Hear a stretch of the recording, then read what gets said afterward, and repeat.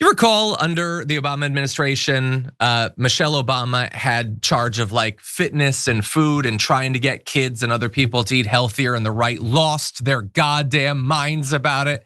Well, that was before they discovered that they want to be MAHA. Now health is all for them or whatever. Well, anyway, I just want to remind you of how they responded when we cared about what people were eating. Take a look. When I heard this, I thought, get your damn hands off my fries, lady. If I want to be a fatty and shovel French fries all day long, that is my choice. We're going to have, the government fining us if we use salt. Coming up straight ahead, all this talk about the government taking salt away from you because it's so bad for you. But aren't there good things about salt? I hate the government getting involved and telling me what to eat and not to eat. Food police. Do you think the government should regulate the ingredients in the food we eat? Can't we make our own decision about whether or not we want to salt our food? All right, an Obama government obesity task force. Does every American family need a dietitian appointed by the government to tell them that this food is going to make you fat and this food is not? So that went on for a couple of years. And obviously everything they're saying is absolutely insane. The idea that, you're gonna go into the supermarket and there's not gonna be any salt there. The issue is that their audience believes those conspiracy theories. That was before they decided, oh wait, we like RFK Jr. and he talks a lot about food dyes, so I guess I'm a health person now. Joe Rogan, obviously you look at him and you're like, I should get all my health advice from him. And that's what they're doing. Except now with RFK Jr., it's literally the exact same thing that Michelle Obama was focusing on, which is which foods should you eat? Now with RFK Jr., it's not gonna be based on any actual science or what nutritionists say or anything like that, but he is still very much telling the American people what they should eat more of and what they should eat less of.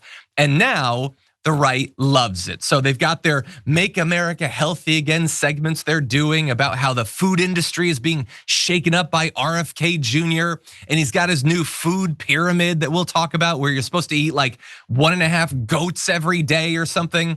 And all of a sudden they love it. Now there was massive hypocrisy built into that. Some on the right are actually admitting the hypocrisy. Take a look at this.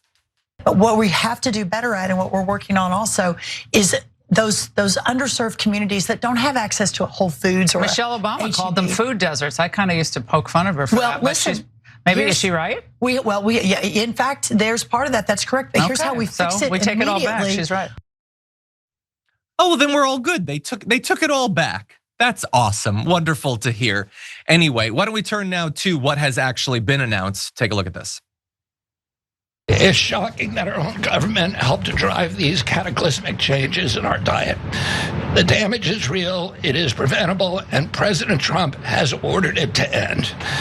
If the United States reduced obesity, type 2 diabetes, heart disease, and Alzheimer's to Japanese levels, we would save approximately $600 billion a year. Yeah, a lot of countries actually have better health outcomes than the American system. I wonder what is different between so many of these other countries and us. We should probably not look into it. But anyway, so we want to get obesity down. The issue is that he's the one deciding what's on this stuff. And so on his food pyramid, Yaz, steak is one of the biggest items. Every day you should be eating steak and chicken or whatever, because that's what like the podcasters that he goes on say to eat. It's not based on science or whatever. And I do agree that people should eat healthier. And there's probably some things we overlap on, but not everybody can afford to buy steaks, particularly under Donald Trump's economy. What do you think?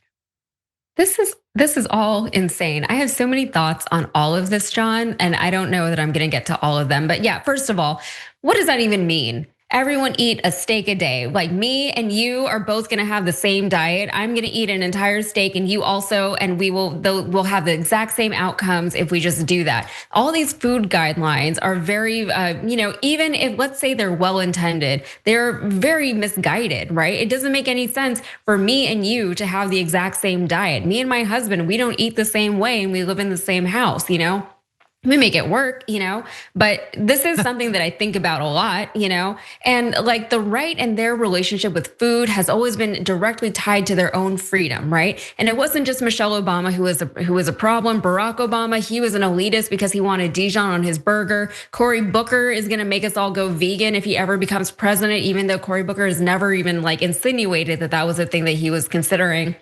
And the thing that bothers me about all of this is like, yes, it would be nice if we did have some kind of choice over what is in our foods, but they act like we have that now and we don't. There's already all kinds of nonsense in our food. There's a reason why the American people is so much more obese in general than people in Europe and other parts of the country. They're worried about salt, but they're not worried about how everything in our grocery store aisles is loaded with sugar and high fructose corn syrup. Like that's like we're becoming obese, and then the obesity becomes also, more expensive to treat in healthcare facilities. So our healthcare goes up. So it's all like a big thing.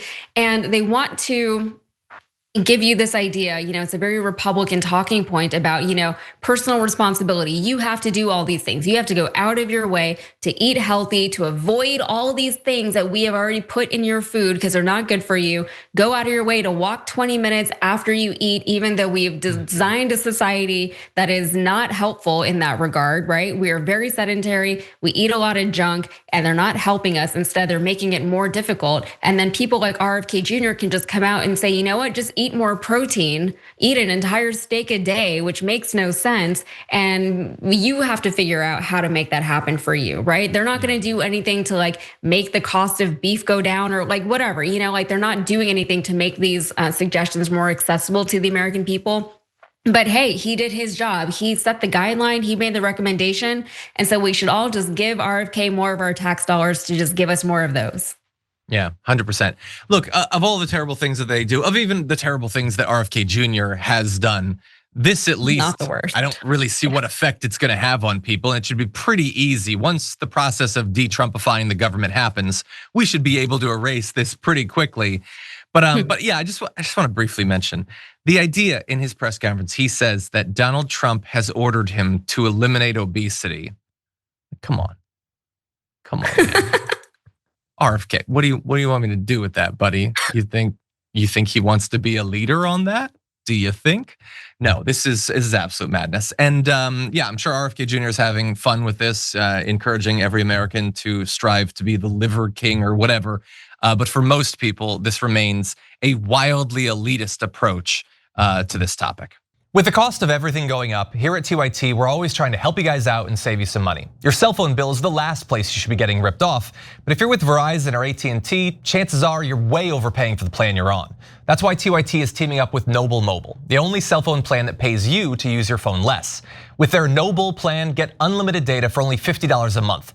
But the real game changer is the cash back you get for your unused data. The less data you use, the more cash back you get. It's a win-win.